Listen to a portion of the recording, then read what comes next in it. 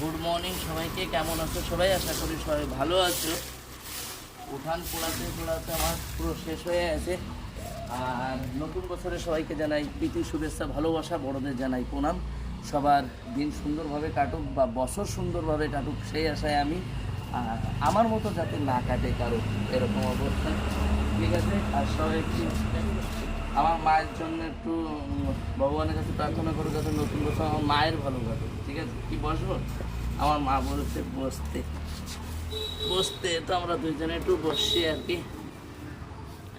তো সারাদিন কাজ থাকে, মানে একটা দুটো অবধি কাজ থাকে, তারপরে একটু ফ্রি হয়ে যাই।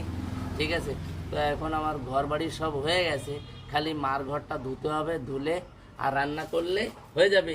তার আগে তোমার দুটো খেতে দিতে হবে, তাই তো? তো সবাই মানে সারাদিন এনজয় করো, আজকে নতুন বছর, বিন্দাস এনজয় করো, নতুন জামা কাপড় পরো। ওকে, বাই।